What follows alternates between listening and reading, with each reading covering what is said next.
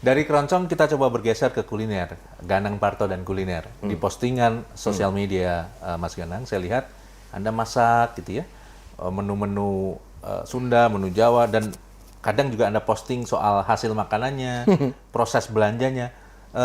Memang Anda senang masak, Mas Ganang? Masak itu yang terlihat sekarang kan sebenarnya karena ada medsos.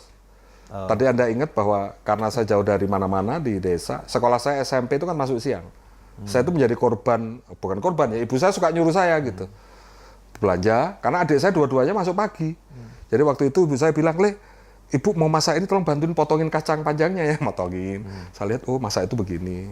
Sampai masak yang berat pun soto, oh seperti ini saya tahu semua, karena membantu setahun 2 tahun itu. Dari situ saya hobi memasak. Tapi tahukah bahwa mengapa saya memposting banyak masakan saya melalui Instagram dan Facebook? Ini mau jawaban jujur atau mau jawaban dari jujur? Bebas. Jujurnya gimana jujurnya? Kalau jawaban nggak jujurnya, ya biar orang tahu lah bahwa saya suka masak. Itu jawaban nggak jujurnya. Iya, oh nggak jujur. Jujurnya? Pengalihan isu. Dari? Saya sebenarnya dalam beberapa tahun terakhir ini sering mendapat ancaman terkait postingan saya, baik itu kata-kata, baik itu narasi, dan bahkan saya menarasikan kata-kata kritis saya menggunakan bahasa kaos dan sebagainya. Sering, misalnya tahu-tahu Facebook saya di take down, Instagram saya di take down, bahkan saya juga pernah mendapatkan ancaman, teman saya ngingetin, kamu tuh dibidik, jadi tolong hati-hati. Ini soal apa sih gitu, misalnya. Dan bahkan kaos saya 2 kaos terakhir itu belum jadi saya pakai, karena sepertinya kok takutnya nanti. Nah, daripada saya tidak ada postingan, saya mengalihkan cara saya untuk mengekspresikan diri itu adalah dengan memasak, kemudian saya posting. Tetapi itu pun masih tetap saya curi-curi dengan narasi-narasi yang misalnya, mohon maaf, rakyat jelata hanya bisa masak daun singkong. Anda tahu daun singkong kan? Daun sampo. Nah, ini adalah makanan rakyat jelata hari ini. Misalnya seperti itu. Iya. Jadi saya tahu berarti ya, karena beberapa postingan Mas Ganang tuh kritis, tajam gitu ya. Ya, Sekarang tapi dengan cara saya ya. dengan cara Mas Ganang. Meskipun sekarang kuliner tetap tajam juga ya. Dengan cara menyampaikan kritik atau ya koreksi sosial dari postingan-postingan. Dan termasuk diantaranya misalnya begini. Yang menarik adalah awal mulanya kan saya hanya meliput makanan di luar. Jadi karena saya hobi makan ini, hobi kuliner kan, kesana kemari, mau ke Padang, mau kemanapun gitu kan. Ke Pasaman Barat, sampai ke Sumba, kemarin kan saya mencicipi makanan-makanan itu. Biasanya saya kan tetap, karena kemana-mana suka kamera dan sebagainya, bahkan jauh hari sebelum ada HP ya, saya dokumentasikan. Nah saya bercerita tentang itu, dan biasanya saya nanya, karena saya reporter kan, ngobrol lah, nanya dan sebagainya. Nah belakangan karena saya merasa ilmu memasak saya terus saya asah, memasak yang tadinya hanya hobi tadi malah diorder orang. Oh, artinya sekarang Anda mau masak tidak hanya untuk diri sendiri dan keluarga ya, tapi juga sudah dinikmati oleh orang lain gitu. Iya, tapi kita boleh kata tidak sengaja gitu. Jadi misalnya kadang ditanyain, "Mas mau masak apa hari ini?" Kayaknya woku belanga Manado deh. Mas boleh Mas boleh pesan 5 untuk saya sama suami. Terus nanti dia ngasih tahu ke teman-temannya lagi gitu. Jadi sekarang cuman kadang suka ada anehnya. Jadi kalau ada yang nanya, "Mas masak apa hari ini?" "Oh nggak masak saya." Jadi gimana saya begitu. Padahal kalau mau satu kuning, oke. Hari ini sudah ada lebih dari 10 menu yang saya siapkan. Mulai dari masakan Manado, Minang, sampai masakan Jawa, dan sebagainya. Tinggal dibuatin restorannya ini berarti ya? Tapi semuanya tergantung dengan mood. Oh, itu Jadi kalau saya lagi mood pengen masak apa, saya posting dulu. Besok saya mau masak ini. Nah nanti teman-teman saya, pertemanan dan jejaring itu bergerak bahwa, oh ini si Mas akan memasak ini. Iya. Terakhir kemarin kita menyiapkan 40 pack ayam garang asem ayam. Oke. Masakan Jawa Tengah. Sebelumnya adalah 42 pack ayam woku belanga Manado. Dan bayar cash. Dan saya tetap aja dalam bentuk sindiran. Misalnya hidup terus berjalan. Ketika ekonomi susah untuk dijalankan dengan baik, maka baik-baiklah Anda menyusun ekonomi Anda. Seperti di antara adalah memasak. Seperti itu aja misalnya. Jadi kayaknya udah kebayang ya konsepnya gitu ya, rumah makan, terus di dinding kanan kiri ada quotes-quotes tadi ya yang Mas sampaikan, ada ornamen-ornamen radionya ya, kan yang sudah dikoleksi kan? Iya. Ini berarti tinggal nunggu jalannya saja ya. Tetapi yang paling penting dari semuanya mengapa saya ekspresi masak dan sebagainya adalah untuk melatih speak up saya. Karena kan sekarang saya tidak siaran secara langsung, tidak di radio tertentu. Maka saya menggunakan kesempatan saya untuk berbicara itu ya melalui masakan. Misalnya contoh, pagi hari ini saya telah menyiapkan potongan bawang putih, bawang merah, lengkuas, jahe, serai, daun jeruk, dan sebagainya. Nah, sementara yang sudah saya potong ini adalah ayam filet bagian dada. Ini nanti akan saya masak seperti ini, seperti ini, seperti ini. Dan saya melakukan itu semuanya tetap seperti layaknya kalau saya siaran. Jadi menggunakan diafragma, dengan mengatur volume dengan baik dan sebagainya. Jadi tidak salah-salah. Storytelling tentang kuliner ya. Dan percayalah kalau orang radio yang sudah storytelling, pasti oke. Karena sudah biasa bercerita tentang sesuatu. Mas Ganang, kita beralih ke bahasan terakhir adalah Ganang Parto dan Soekarno. Secara tampilan, saya sering lihat Anda pakai peci. Itu songkok yang khas sekali digunakan oleh Bung Karno ketika melakukan aksi diplomasi ke berbagai negara, termasuk di Indonesia. Terus saya juga tahu Mas Ganang pernah juga memproduksi sebuah film dokumenter tentang Soekarno. Judulnya Soekarno The Founding Father. Ya. Itu sekitar tahun 2005-2006 ya, di Blitar di Jawa Timur. Kenapa Anda mengagumi Bung Karno? Apakah Anda juga punya cerita khusus tentang buku-buku yang Anda baca tentang Soekarno, Mas?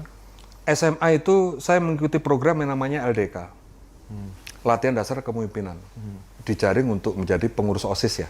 Dan saya termasuk salah satu calon ketua OSISnya waktu itu setelah ikut ke LDK. Saya didesak, dipres, disidang oleh kakak alumni saya, kakak angkatan bukan alumni, dan termasuk alumni. Karena di situ saya mencantumkan 3 tokoh idola saya. Tapi sebenarnya dua yang saya tulis, dan satu itu saya tambahi karena saya punya argumen. Yang pertama adalah Insinyur Soekarno, yang kedua adalah Jenderal Sudirman. Dua tokoh ini yang saya pertahankan di depan kakak-kakak. Saya kan ditanya kan, kamu kenapa tokoh idolanya itu gitu. Lalu ada salah satu kakak angkatan dan alumni menanyakan, kamu Muslim? Muslim. Mengapa kamu tidak mengidolakan Nabi Muhammad? Saya jawab, saya nggak perlu mengidolakan Nabi Muhammad. Karena sebagai seorang Muslim, beliau tidak perlu Kanjeng Rasul tidak perlu diidolakan. Sudah dalam darah daging saya harus melakukan apapun yang terbaik, seperti apa yang bisa saya lakukan layaknya yang dilakukan oleh Nabi yang saya yakini kebenarannya itu. Jadi nggak perlu saya tulis dong. Saya bilang begitu. Dan saya diserang habis-habisan sampai akhirnya saya menyampaikan bahwa Soekarno wajib saya idolakan. Mengapa? Dia manusia Indonesia. Saya orang Indonesia. Saya harus mengidolakan Soekarno. Buku-buku tentang Soekarno, perjuangan Soekarno atau tulisan buah pikiran Soekarno saya baca sejak kecil. Seperti tadi saya bilang ke Anda di awal bahwa saya suka membaca buku Tempo dan sebagainya. Di bawah bendera revolusi itu, Bung, sudah saya baca dari zaman saya kecil. Nggak ngerti saya, tapi sudah ada di situ. Karena kakek nenek saya seorang marhenis di perkebunan mereka. Itu yang membuat saya menjadi mengapa saya mengidolakan Soekarno. Apapun lah tentang Soekarno saya mengidolakan. Mas, bagaimana rasanya? Pernah saya ditanya, Mas, Soekarno kan juga memiliki hal yang buruk. Yang tidak memiliki kesalahan hanya Nabi. Selama itu manusia biasa, dia pasti punya kesalahan. Nah, tugas kita adalah menjaga keseimbangan itu, baik dan buruk. Soekarno juga menginspirasi saya waktu kecil. Saya yang mendapatkan cerita dari ibu saya utamanya. Ibu saya pendengar radio.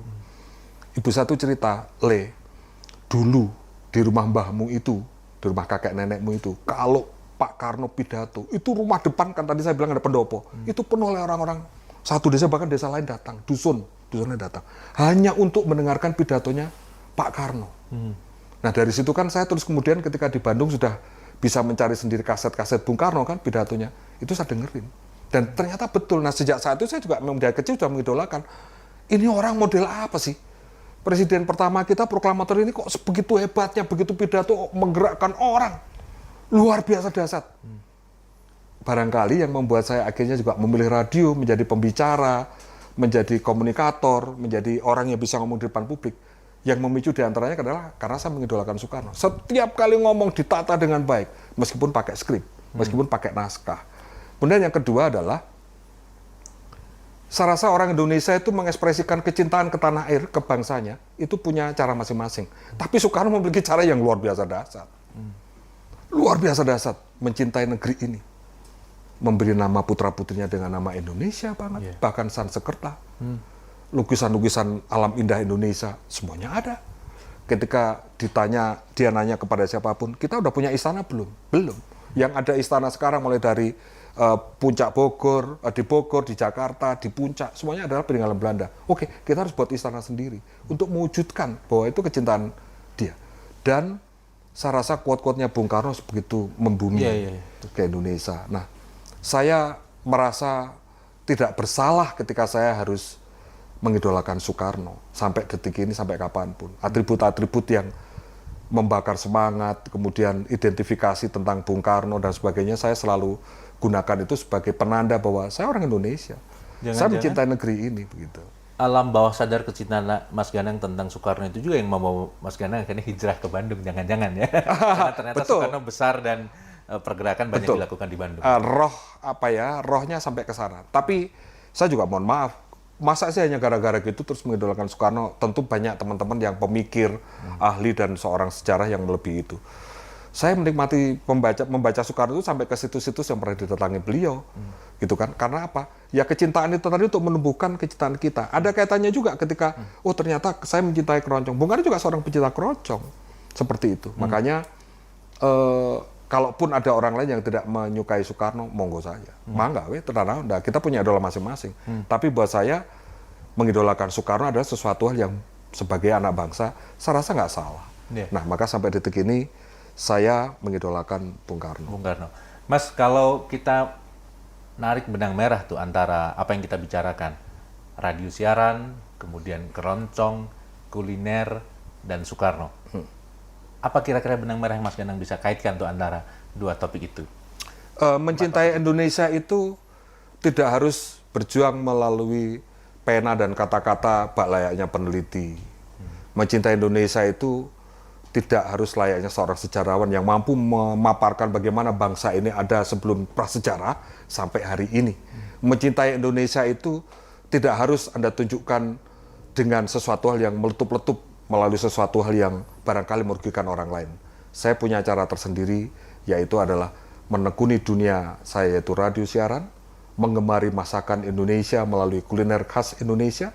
Saya mengemari keroncong yang khas Indonesia. Ingat, keroncong itu bukan dari luar, keroncong itu tumbuh berkembang di Indonesia. Dan saya tetap sampai detik ini nggak agar hayat saya mengemari dan mengidolakan Soekarno, karena adalah pemimpin yang sangat besar. Garis semuanya tadi itu adalah cinta tanah air. Cinta tanah air. Wujudkan nasionalismemu dengan sesuatu hal yang ada di tanah airmu. Nggak akan habis sampai kamu mati, itu menurut saya. Baik, Mas, terakhir ini coba kalau saya beri dua pilihan, kalau ini Mas Ganang jawab dengan cepat, kira-kira apa pilihan Mas Ganang? Pecel atau lotek?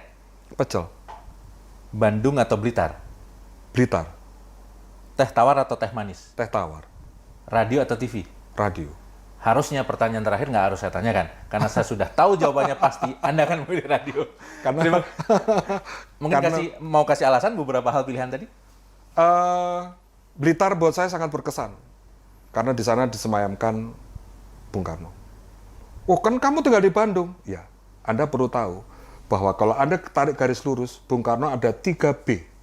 Bengkulu tempat Bung Karno diasingkan, Blitar tempat Bung Karno disemayamkan, dan Bandung tempat Bung Karno bergerak. Triple B.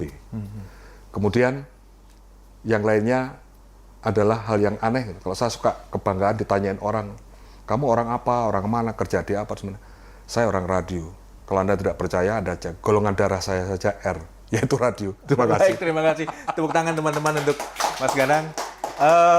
Sobat Penyiaran Jawa Barat, inilah edisi pertama On Mic dengan Ganang Widianto atau Ganang Parto yang suaranya tentu sudah sangat Anda sering dengar dulu di Radio Ganesha, kemudian di Radio Lita FM, dan sekarang hampir setiap siang suaranya Anda dengar di Jabar Now.